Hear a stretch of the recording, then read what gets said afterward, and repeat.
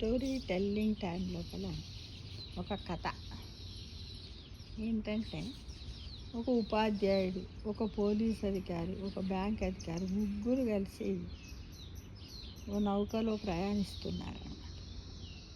అయితే ఎక్కడ ప్రయాణిస్తున్నారు? సముద్రంలో. సముద్రం మధ్యకి నౌక చేరగానే ఒక సముద్ర రాక్షసుడు వారి ముందు ప్రత్యక్షమయ్యాడు. మిమ్మల్ని తినేస్తానని పెద్దగా కేకలు పెడుతూ ఉన్నాడు. అప్పుడు ఆ ముగ్గురు భయంతో వణికిపోతున్నారు.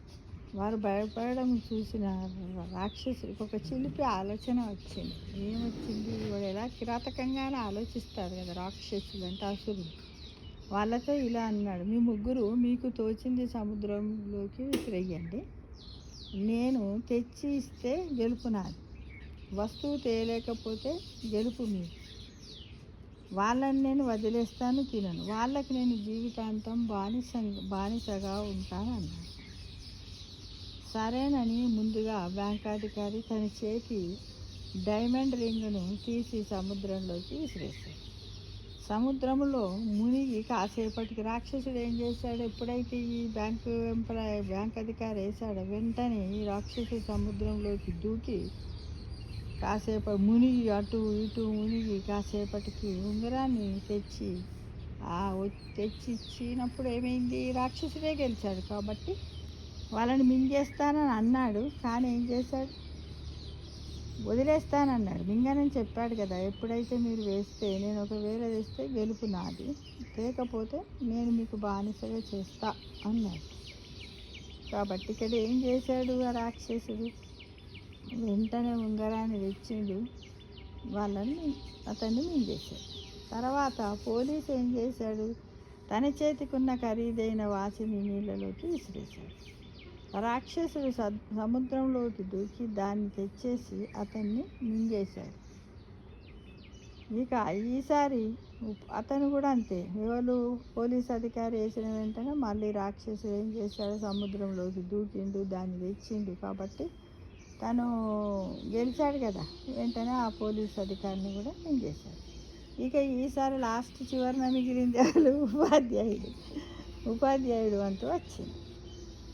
అతను కొంచెము ఆలోచన చేసి తన దగ్గర ఉన్న నీళ్ళ సీసా మూత తీసి అందులోని నీళ్ళను సముద్రంలోకి ధారగా పోసింది. నా మంచినీళ్ళని నాకు తెచ్చివ్వు అని అన్నాడు. ఇంత క్రియేటివిటీగా చూడండి. ఒక ఉపాధ్యాయుని యొక్క ఆలోచనలు ఎప్పుడు కూడా ఎలా ఉంటాయంటే, ఎవరికి తాను చిక్కకుండా ధన్యుడి సుమతిలాగా తప్పించుకునేటువంటి క్రియేటివిటీ ఒక ఉపాధ్యాయుడికే ఉందని నేను చెప్పగలను మిత్రమా. ఎందుకంటే సమయపాలన ఉంటుంది, సమయస్ఫూర్తి ఉంటుంది, ఆలోచన ఉంటుంది, పరిశీలన ఉంటుంది, మేధస్సు ఉంటుంది. కాబట్టి ప్రతి ఉపాధ్యాయుడు కూడా మనమందరం గర్వించాలి ఉపాధ్యాయులనైనా. అవును మిత్రమా, ఎవరైనా ఉపాధ్యాయులైనందుకు గర్వపడండి, కానీ బాధపడకండి. అయ్యో నేను సాఫ్ట్వేర్ కాకపోతే ఇది అదని బాధపడకండి మిత్రమా.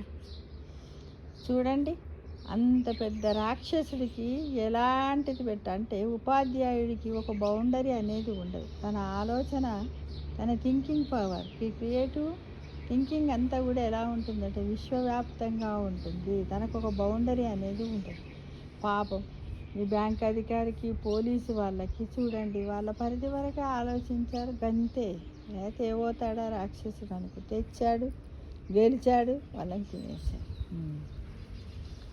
ఈ ఉపాధ్యాయుడు చూడండి ఎంత చక్కగా అంటే, మనం ఎవరమైనా కూడా ఏదైనా వస్తువునంటే చేయగలం, కానీ నీళ్ళని వేరు చేయగలమా? ఒక బకెట్ నీళ్ళల్లో మనం పాలు పోస్తాం, నీళ్ళని మనం వేరు చేయగలం. అదే పోని పాలు తెల్లగా ఉంటాయి, ఎలా చేద్దామని అనుకుందాం, కానీ నీళ్ళని ఎలా వేరు చేయగలం? ఎంత ఆలోచన వచ్చింది కదా. హ్యాట్స్ ఆఫ్ ఉపాధ్యాయుడికి.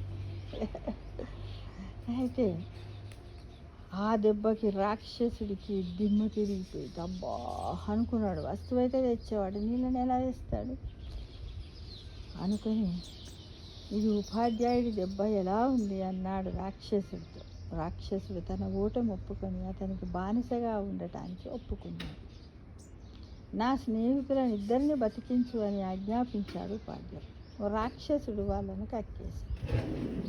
ఎలా అంటే చూడండి, ఉపాధ్యాయుడు కూడా ఎప్పుడు స్వార్థపరుడు కాదు. ఎందుకంటే తన జ్ఞానాన్ని కానీ తన ఆలోచన విధానాన్ని నలుగురికి పంచిపెట్టేవాళ్ళంటే విద్యను పంచే కొద్దీ పెరుగుతుంది అన్నట్టుగా ఈ ఉపాధ్యాయుడు ఏం చేస్తాడు, తను పంచిపెడుతూ ఉంటాడు తన విద్యను నలుగురికి. అలానే తన యొక్క మంచితనాన్ని కూడా ఏమంటున్నాడు, నాకేందని అనుకుంటలేడు. ముగ్గురు కలిసి ప్రయాణం చేశారు, వాళ్ళు ఎవరో ఎక్కడో పుట్టారు, ఎక్కడో కలిశారు, కానీ వీళ్ళందరూ కలిసి ఎక్కడ కలిశారు, మళ్ళీ సముద్రంలో ప్రయాణిస్తున్నటువంటి నౌకలో కలిశారు. కాబట్టి కొన్ని గంటలే మిత్రులయ్యాడు. కాబట్టి ఆ మిత్రులను కూడా నేను కాపాడాలి అనే ఒక దృఢ సంకల్పంతో ఏమన్నాడు, వాళ్ళని బ్రతికించు అన్నాడు. వెంటనే రాక్షసుడు ఇక ఓటమా ఒప్పుకున్నాడు. కాబట్టి అది కూడా ఒప్పేసుకొని రాక్షసుని కట్టేస్తాడు. మంచి పని చేశావు, ఇక ఎవ్వరిని ఇలా బాధించకుండా ఉంటానంటే నిన్ను బానిసత్వం నుంచి విముక్తుడు చేస్తానన్నాడు ఉపాధ్యాయుడు. చూడండి, ఉపాధ్యాయుడి దగ్గర ఎలా ఉంటుందంటే ప్రతి ఉపాధ్యాయుడు కూడా ఎవరిని కూడా శిక్షించడు, క్షమాగుణం ఎక్కువగా ఉంటుంది. దానికే నిదర్శనము ఈ రాక్షసుని వదిలివేయడం. మిత్రమా, మీరందరూ గ్రహించండి. చిన్న కథని అబ్బాయి ఇందులో ఏముందనుకుంటారు, కాదు. ప్లీజ్ ప్రతి ఒక్కరు కూడా ఈ కథను ఆలోచించండి. ఒక్కొక్కరు ఒక్కొక్క వీడియో ఆలోచించండి. ఇంకా మీకు ఇలా కావచ్చు అనేది ఏదన్నా గుడ్ థాట్, పాజిటివ్ థాట్ వచ్చినట్టయితే కామెంట్ బాక్స్లో పెట్టండి మిత్రమా. ఇక ఎన్నడూ కూడా అలా చేయనని రాక్షసుడు ప్రమాణం చేసి సముద్రంలోకి దూకి మాయమైపోయాడు. అంటే ఒక ఉపాధ్యాయుడు తాను తలుచుకుంటే ఒక మనిషిని మార్చగలడు. అంటే ఒక సమాజ అభివృద్ధికే కాకుండా సమాజంలో ఉన్నటువంటి మనసుల యొక్క మనస్తత్వాలను కూడా మార్చగల శక్తి కలవాడెవరు, ధీర వీర శూర శక్తి కలవాడెవరు, ఒక ఉపాధ్యాయుడే. అంటే ఎంతటి ఆపద వచ్చినా ఆలోచించేవాడు ఉపాధ్యాయుడు. సమాజానికి సమస్య వస్తే తగు పరిష్కారం సూచించగలిగేవాడే గురువు అనేది మనం ఈ కథ ద్వారా తెలుసుకున్నాం మిత్రమా. ఇలాంటి కథలు ఎక్కడైనా ఉన్నట్టయితే సేకరించండి, యూట్యూబ్లో పెట్టండి, నలుగురు వింటారు. అంతేకాని ఏమీ లేదు, అంతే కదా.